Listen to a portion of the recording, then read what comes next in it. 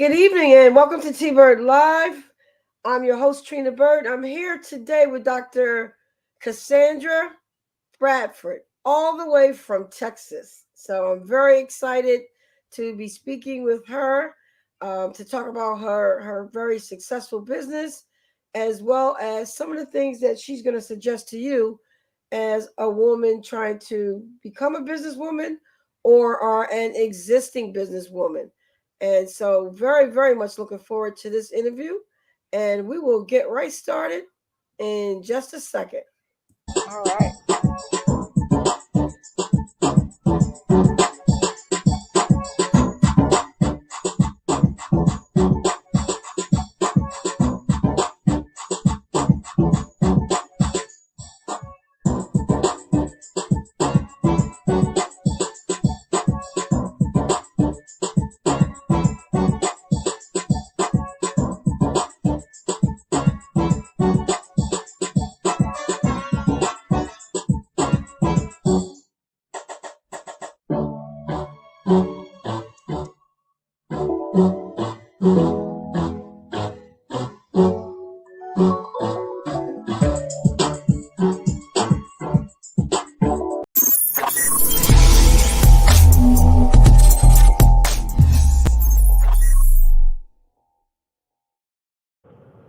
So, welcome, Cassandra. You want me to call you Doctor or you want me to call you Cassandra?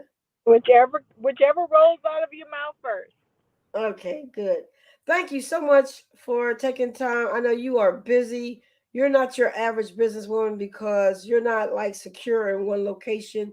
You're traveling all the time. You're meeting new people and just breaking down barriers as well as being able to help organizations. So tell me a little bit about how you go in and save the world. I don't know about saving the world, but I love small businesses. I love entrepreneurs, and so just want entrepreneurs to grow.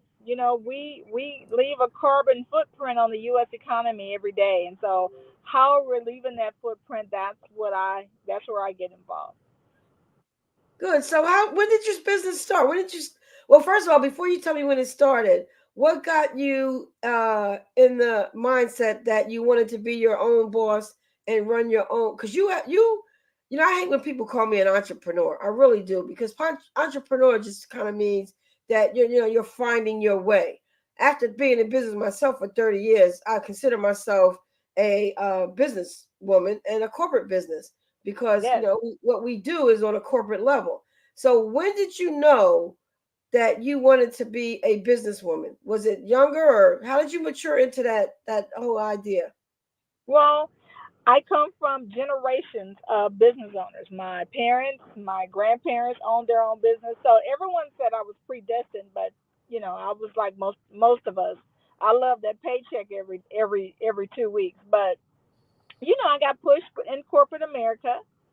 I was a regional vice president of claims for an insurance company, and of course, they did me wrong and pushed me. And I started my own business, and I started my own business with them as a client.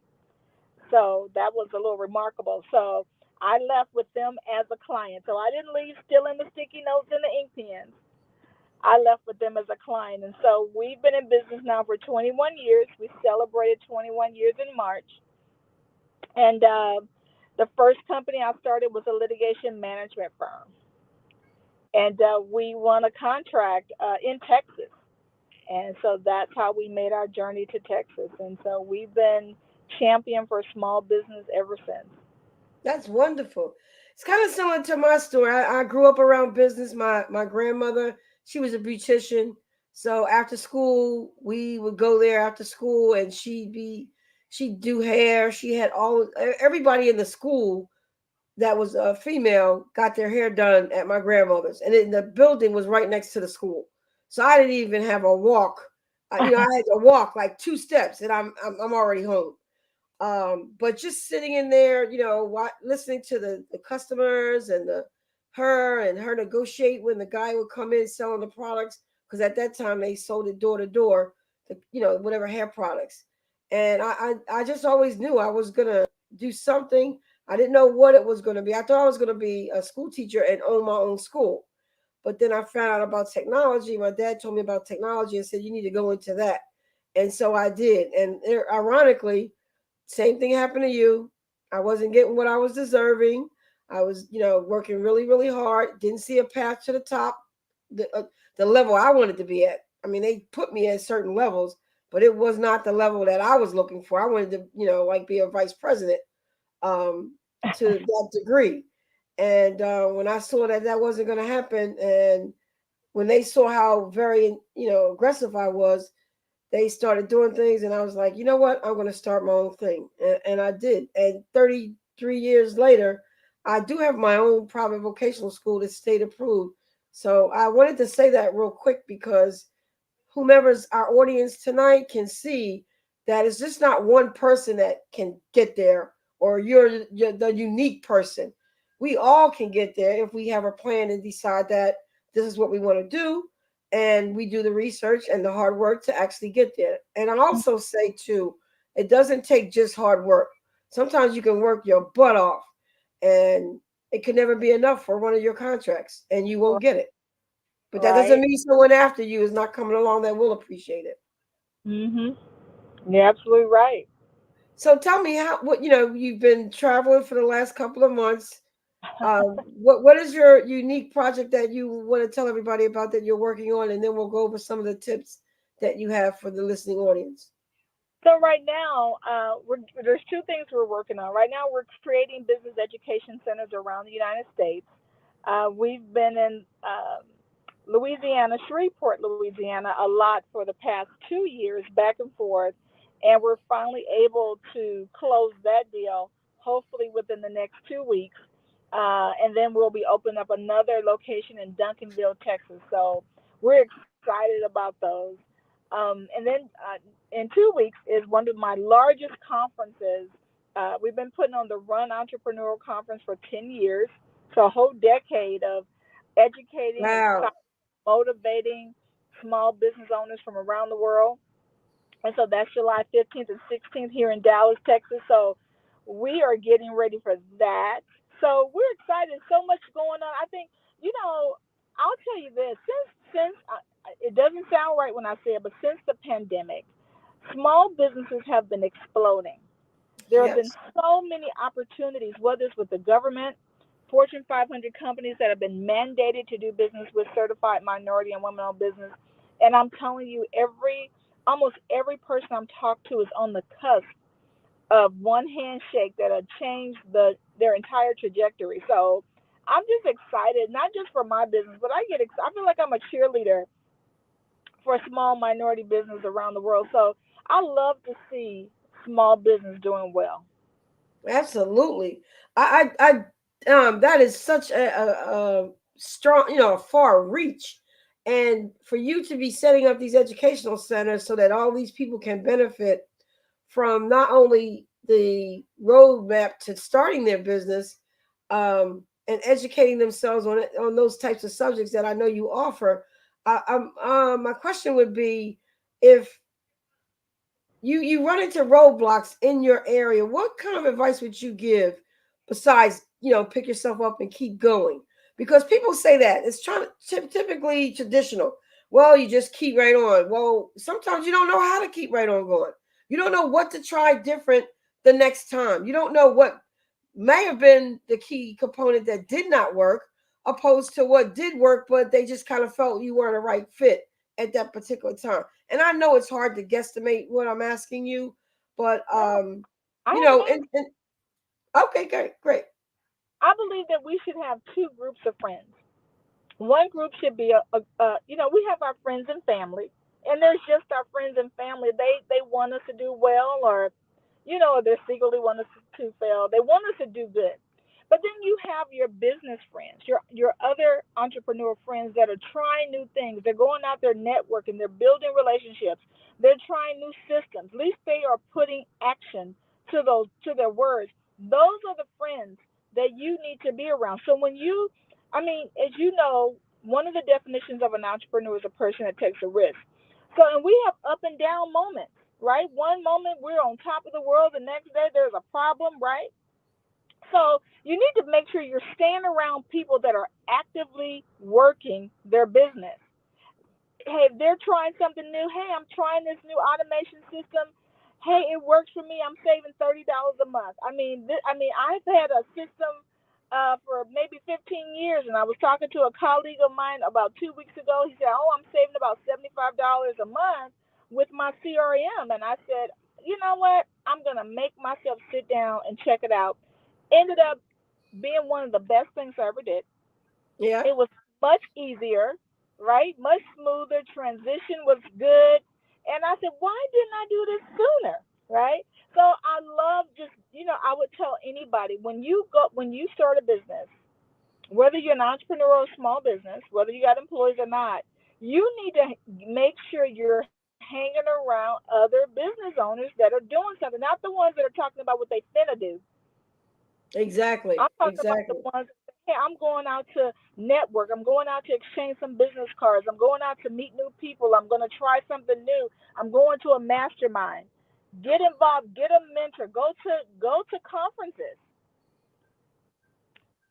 Be I where mean, go. those people are. I always tell my students, form yourself an advisory board and have at least 5 people on that board. And remember to make sure that they are in the role of advisory so that they don't think that they control anything. They just advise you.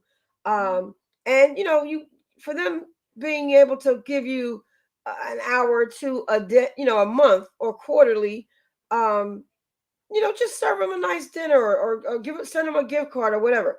But you want those people to be there to support you, and you can tap into it. I always have had it. I had one lady, she since retired and moved to Florida, but she was my HR advisor.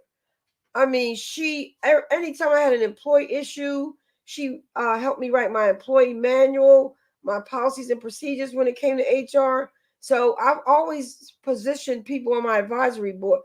Partly reason by being is that the state requires you to have one if you're a private vocational school.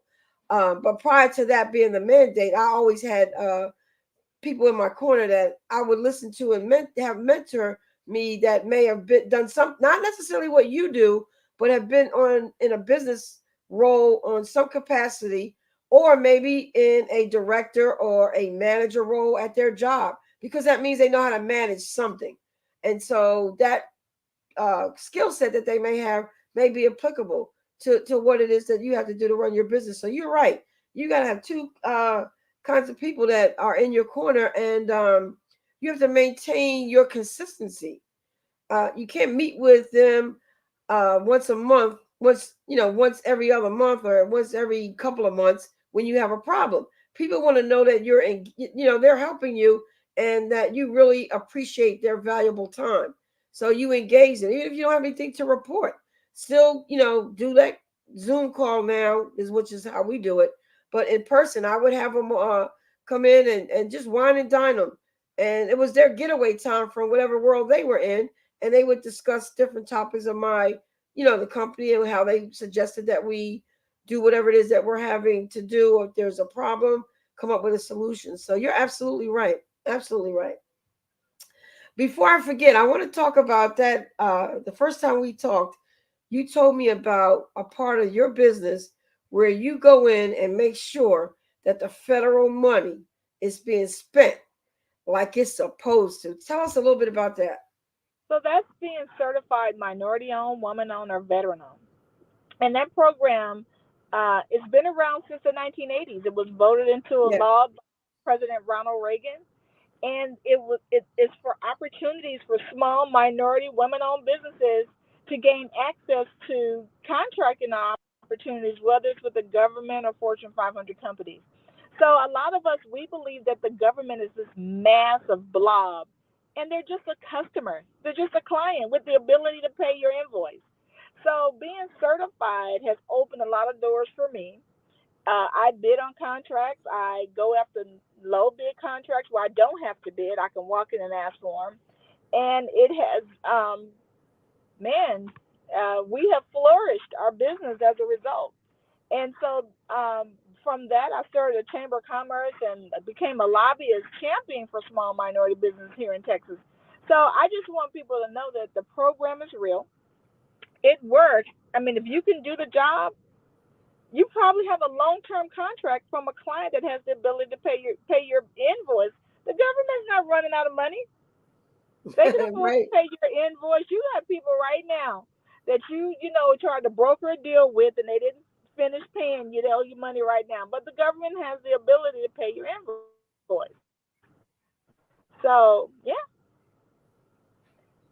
And you actually set the stage in terms of finding the inconsistencies in what they're supposed to do when they get the contract, and have them actually fulfill their requirements. Well, what we do is, number one, we help you get certified. We do the paperwork for you. It doesn't matter what state you're in. We can prepare those documents for you to make sure you get certified, because there's a lot of paperwork. Whenever you're dealing with the government, you got to understand there's going to be a lot of paper. So Yes. we do all that for you, and then we can help you find contracts based on what you do. I'm not saying, if you have a t-shirt business, I'm going to find you a construction contract. No, it's based on what you do. The government buys everything, and even if you did have a t-shirt business, there's a lot of contracts out right now. So if you do own a t-shirt business, that is a good one. There's a lot of contracts out, and if you're an educational consultant, there's a lot of contracts out because you have a lot of teachers that are not returning to work. Either they're retiring or whatever the case is, they're not going back into the classroom. And so these kids got to be taught. And so now they're looking for educational consultants. Yeah, so that's a Oh, hot one, that's right? interesting. Yeah. Yeah. I just saw a grant came across my desk. I didn't get a chance to look at it, but it was for New Jersey. And it did say something in the little advertisement about education. And I didn't, get a chance to look at it. So I will check that out. Let me ask you, is your event, any part of it virtual? No, it's not. No. Everyone keeps asking us, but it's not.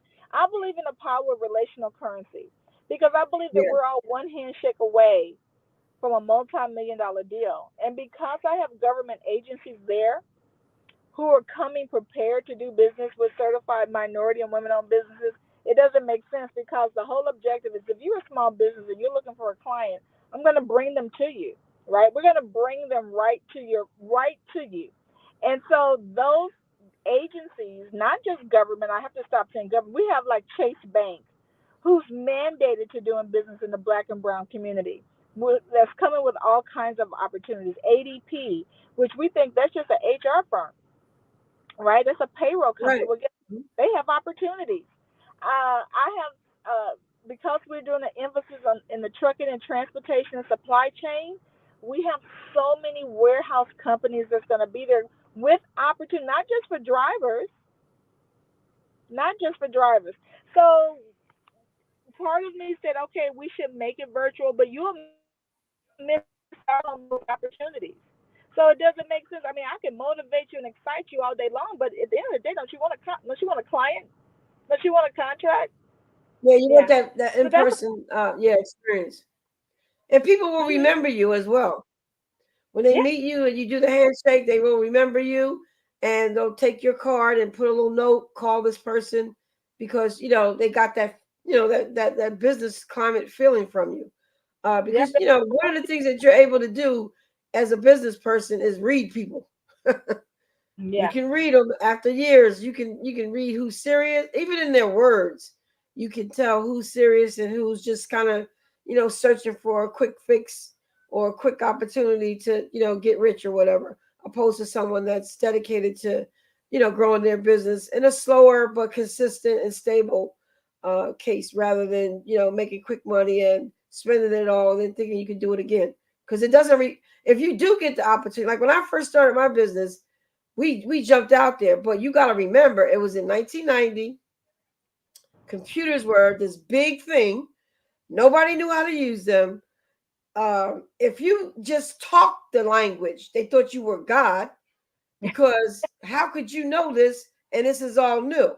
Well, the big .com, that was big, and then it fell off, never came back. So it only happens once. After that, you got to work your butt off to maintain, or even break even sometimes, to get to be able to maintain and to get to that level where you're making more than you did with that great big miracle that happened. So it's Mhm. like you said, it fluctuates, it's up and down, up and down. And I'm going to ask you this: one of the things that I'm not having trouble with it, neither is my husband, but we are now in Maryland and we're from New Jersey, and we actually have gone 100% virtual with our classes. So we have a 10,000 square foot building we no longer use. And my son, who's 39, is like, get rid of it. It's not an asset anymore. It's a liability. If you're not making money on it, just sell it. What are your thoughts about real estate right now in terms of commercial real estate? Should you I hold would, on to what you have? well, I would tell you this: make it make money for you. I mean, if it has the classroom in it and it has all the things that you need, Yeah, allow the city to use it for after school programs and let them pay you for it. I mean, because all kids are not learning online, right? Because we saw that during the pandemic. We have more kids that are failing out of school because they could not learn online. So I would use it, allow the city or whoever to use it for a fee, not it's not free, but to do after school programs or before school programs, or maybe there's a room in there you can allow somebody to do it for yoga or some kind of fitness. that's exactly. Yeah, that's what we're doing. Yeah, Yep. that's what I would do. Let it make money for you. Right. That's exactly what we're doing. We've got a couple organizations. There's a grant program out right now. They're trying to get communities to come back together in person simply because of the pandemic and how everything kind of like separated the community, people doing things separate and inside their homes or whatever. So hopefully we'll get that grant because we have a poor city. Our city is not only is it poor, but it's limited because they don't really reach out for grants. Remember, I tried to beg you the last time I talked to you about coming to New Jersey and save New Jersey because it's just it's a Well, I know sense. I'll be in Baltimore next year. I'll be in Baltimore. I believe it's the first week of June, I believe. So I do know I'll be in Baltimore next year. Oh, I'm about 40 minutes. I'll definitely have to reach out to you. Yeah, Um, I'll be. and you I, know what? You did tell me a few months ago to send you what I do, and when you said that, it just clicked because I've been so busy with all of this, all of these different programs. People are, there are a large population of people that love working online. We get a lot of requests from libraries because the libraries are remaining kind of virtual. And so we've been doing a lot of different things with the libraries and a little bit with municipalities in terms of like their smaller entities or community-based programming. And that's what I've been so involved in summer programs and all that. So I haven't had a chance to send it, but I definitely, now that we've talked, I will definitely send it to you because I'm kind of tired of all of the little things. I just want, like you said, one contract. I'm getting older now, and I need to be really kind of focused on like one vendor. I would say it like that. One yeah, vendor. yeah. You get to a point where you say, you know what? I'm tired of chasing after clients and and so the government is looking. I mean, they're buying everything. So it's been an amazing journey. Now, don't get me wrong. I mean, we were right in the middle of contract negotiations before the pandemic, and then after the pandemic, it was about a meeting because they forgot about the meeting. So we got to meet with the new people. And now we got to hurry up. And I'm thinking, well, not before my conference. I can't. So now I'm like, can we? So even I'm talking to them slow. You know what I mean? So Yeah, but at least you know what? I'm grateful that I even have the opportunity because I hear we didn't know what was going to happen to the world when the pandemic hit, and so I'm very grateful that now, even with our higher learning and higher educational institutions, they're looking at small business and entrepreneurs a whole lot better now. So I'm excited about it. I'm really excited about it.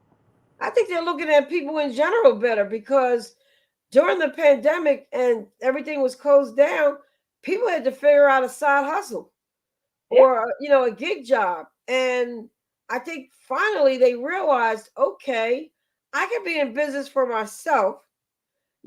My biggest thing is that I want people to understand is that you can't go out there and do even like a DoorDash or a Uber you got to be and disciplined. just collect the money and not understand what you got to do in terms of your legal obligation to the Yeah, IRS.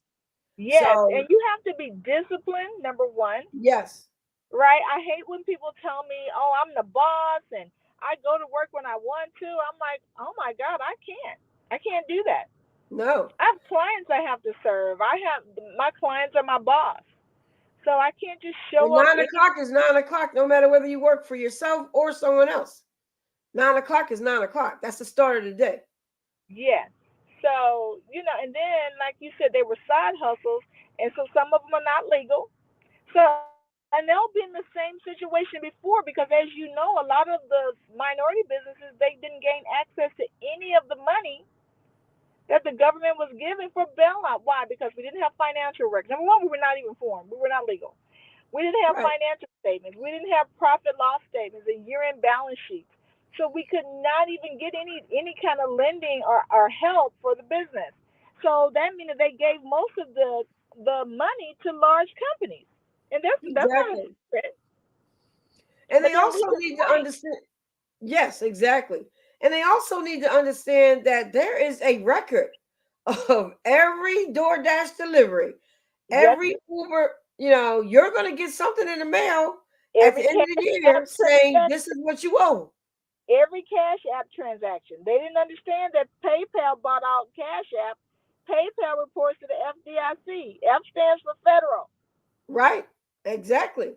And then So once they get done with you, your state is going to be after you.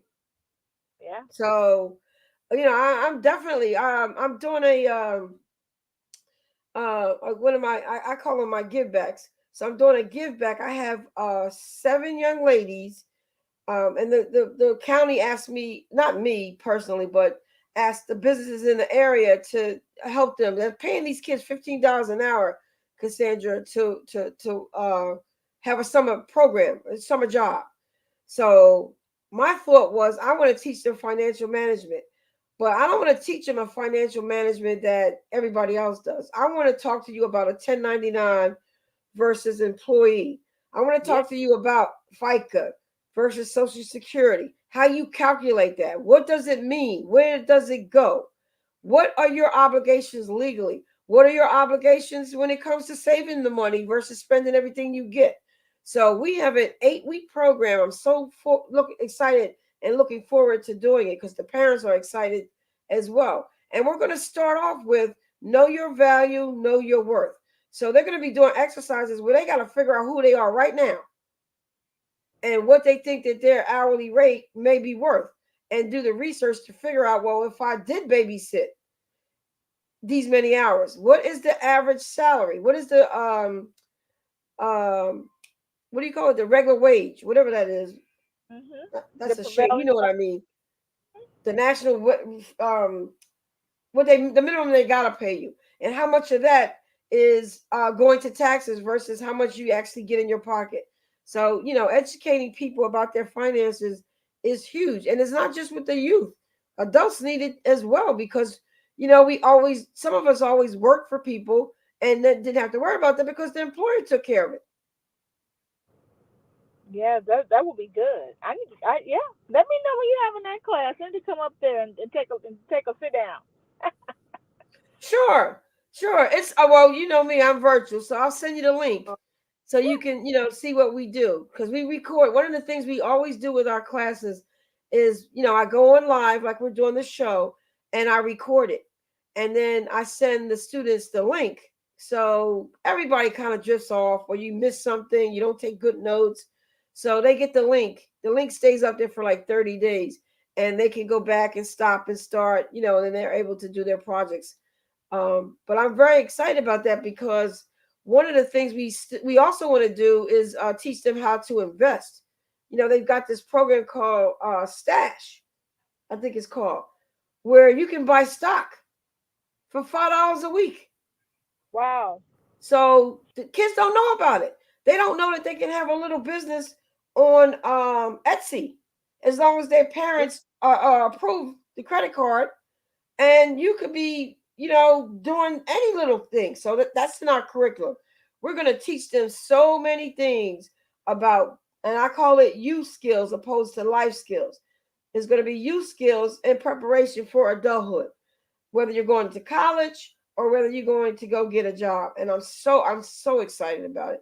And I'll definitely keep you in mind to, make sure you take a look at it, and maybe it'll be something that could be incorporated in some of your centers.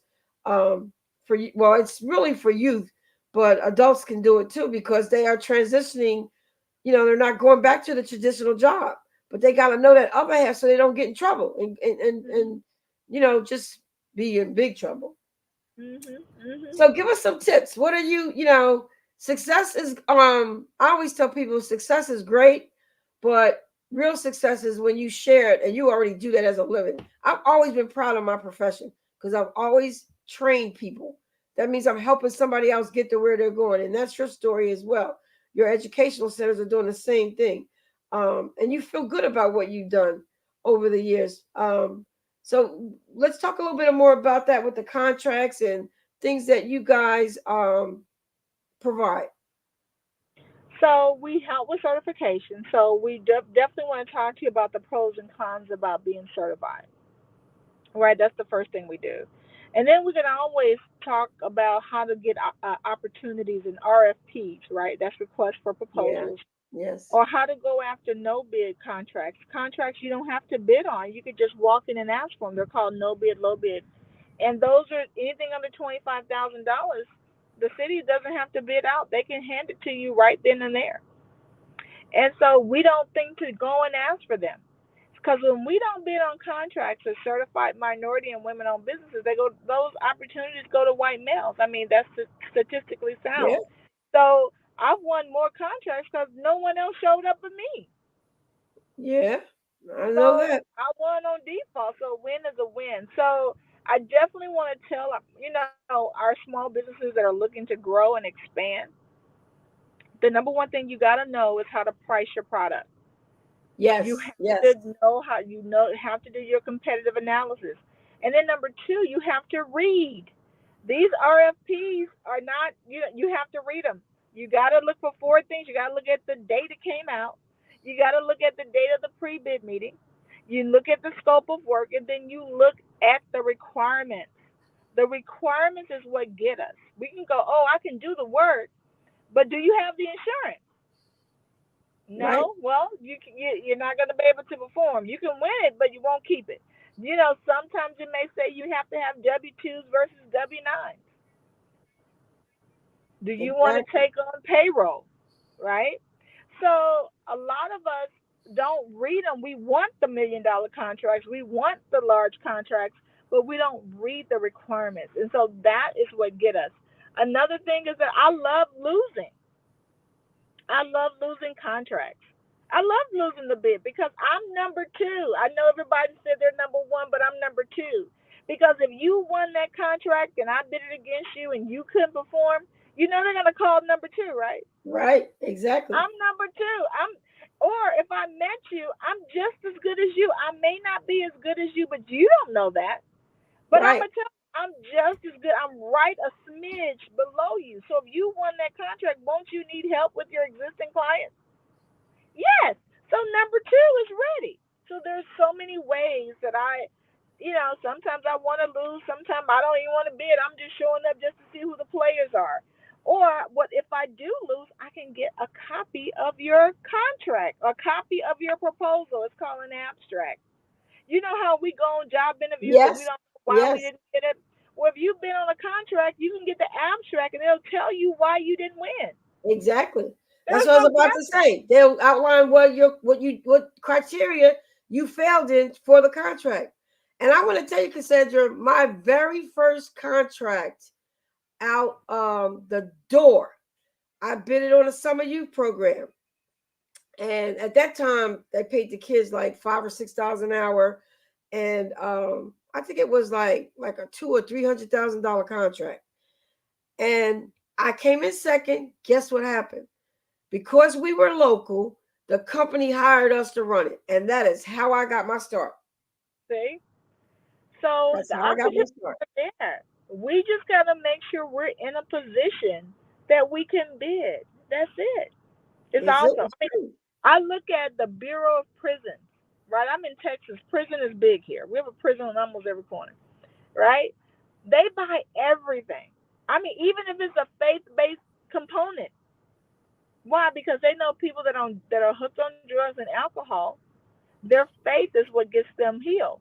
So, Job Corps is another one. So, if you wrote a book, if you're an author, or if you can teach a skill set, the Bureau of Prisons is looking for you. Wow, that's right. Yeah, that's It's right. opportunity. Yeah. Another big thing too is once you get the business started, I can't tell you because I actually was a SCORE chapter chair. I know you heard of SCORE before. Yeah. I was a And in mentor for South more than Jersey, 10 years. yeah, I actually was chapter chair in New Jersey, first black female in the state of New Jersey to actually be in charge of 3 counties. And I would tell people all the time, your product and your service is always going to be great if you're a good business person, but just as equally as your product or your service needs to be your administrative side, your operational side, because you could have a great product, but if you don't manage your operations correctly, your payroll, your quarterly taxes, your quarterly payroll taxes, you will sink and you will be in a hole that it will take you too long to climb out of in order to be able to continue to offer that product or service. And oftentimes people are just worried about running after the contract and getting it. There's certain I can't tell you how many contracts that I got, RFPs that I got because I put that little bit of segment in the my proposal that we do monthly, quarterly, and annually tracking. So when you need that data from us or whatever it is, I created a customized access database to track everything about this grant that we're getting. So that when you ask for those reports, I just click and print. And when you add that to your proposal, they know that you're going to be maintaining the data that they need in order for them to do what they got to do. So they love you for that, and that's all part of the administrative side. So that to me is as important as your product and your service when it comes to being in business. That administrative side of running it. You're absolutely right. You're absolutely right. So yeah. So Now, do that's you teach contract 101 or anything like? I do. I do. Great. I so right now I do have an online university. I'm about to revamp the whole thing. It's been up there for about 6 or 7 years. It's so outdated. So I told my team last, not this Monday, last Monday. I said we're taking it all down. We revamping everything. We're gonna make it look at least cute. And so they're like, we're not doing anything before the conference. So after the conference, probably in August, we're going to have a whole new online university. So I'm excited about it. Oh yeah, and please call me because I started mine 2016, 14 actually. And we debuted it in 2016 after like 20 different platforms. I even paid like $4,000 to get a custom thing built. And I just took it on myself and just, did it the way I wanted to do it. So when the pandemic hit in 2020, we already had 4 years under our belt doing online classes for our people who worked during the day and wanted to go to school at night, while the other people that were unemployed would go to the physical location during the day. So that transition was so easy for our students in the building to go online because we didn't have to build anything; it was already done. All we had to do was acclimate them to just getting up in the morning and go sit at your computer because you were bringing your computer to class every day anyway. So now you don't have to bring it anyway; you just get up and use it. So it was good. So any help you may need, I would love to work with you on that. I love that. You know what? And I feel bad in saying this too, but if anything good came out of that pandemic was the acceptance of things being virtual, because I was peddling my virtual stuff between 2016 and 19, and everybody ignored me. Mhm. People You're didn't right. like it. They didn't want it. Well, people don't like change anyway. Right? So in the world forced you to change. It did. They It forced did. us to change. It did. So, what are your new horizons other than your event that's coming up? That's a 3-day event, and Two days. I'm sure. Oh, 2 day. 2 days. Yeah. I'm sure it's a lot of work, valuable workshops, and all that. How can if people wanted to fly up? How can they get in touch with you? So it's the Run Conference. It's called the Run Entrepreneurial Conference. We're celebrating our 10th year, July 15th and 16th. It's in Dallas, Texas. They can go to runconference.org and they can sign up and register. I think the tickets are only $210, 10 Oh, for that's our very year. good. Yeah. Yeah.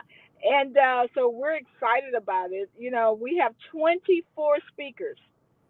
Wow. 24 speakers. We have 4 stages. We have a youth entrepreneur program for ages 12 to 17. So we are so excited about what's happening for small businesses. So yeah, it's going to be fun. It's going to be an experience. So it's not all talk because you got to know people that are in the entertainment business. That's a business. So they're going to Exactly. entertain us. We have our youth are gonna they have well the youth have homework already, so they're already got stuff to do. So when they get there, they got to turn in their homework. So we have four no 5 youth organizations that are coming together. So we have 132 youth already registered. So it's gonna be pretty good. Oh, that's wonderful. Wonderful. Now that we know each other, maybe we can come out there next year and participate. That would be wonderful. I love Yeah. Dallas. I've been there like 3 times. I went there for Score. Score had their convention there. We were there for like 2 weeks. I've been there for the what's that, Opryland? Is that in Dallas? No, No, that's Tennessee. that's where? Nashville, Tennessee, Tennessee. Opryland. Yeah, that was Tennessee. Where we oh, you know where we went? It was my first experience in Dallas. It was the old Perot building. He had that technology building. Yes.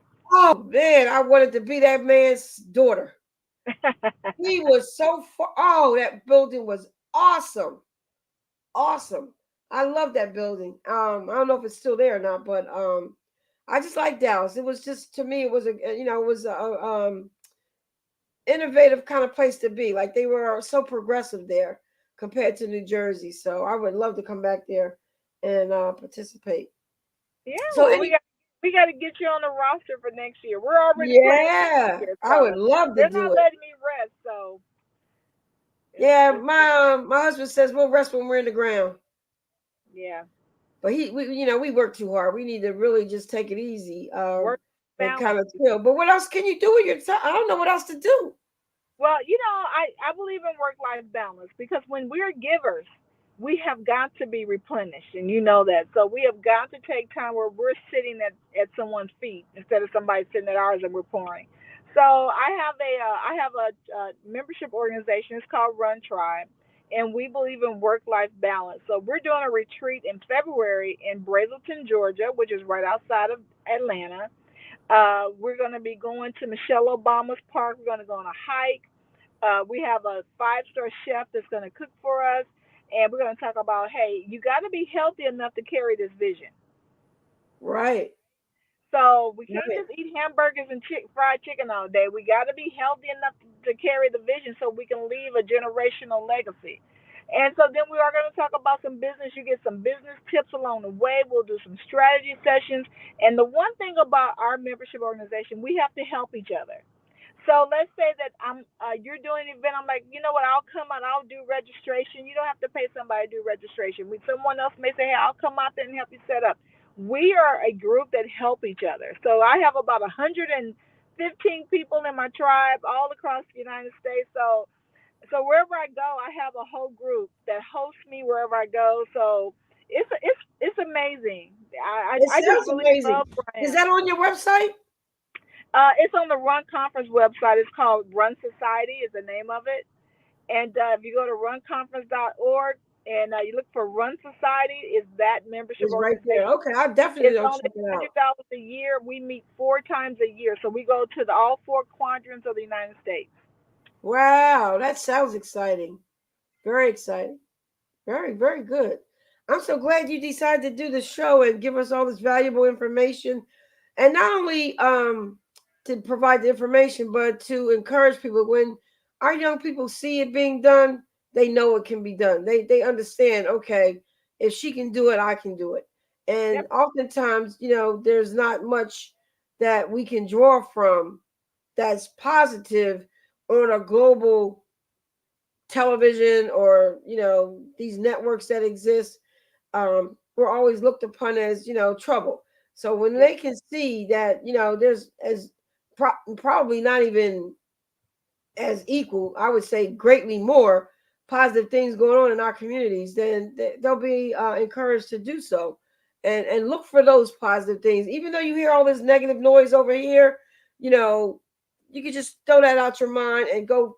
Like I told my mom, she's 82, about to be 83, and she likes to complain a lot. I said, Mom, when you're complaining about how things hurt, take yourself to your sewing machine or go get one of your little scrap things that scrap book things that you do, and concentrate on that positive energy opposed to the energy where you're not feeling good, and you'd be surprised how your mind transitions over to what's good in your life opposed to what may be giving you some pain. So I like to tell my Yeah. students all the time, we start off every one of our classes with a positive quote, and then I make them tell me what that means to them. So that, and these are adults. So tell me, what does that quote mean to you?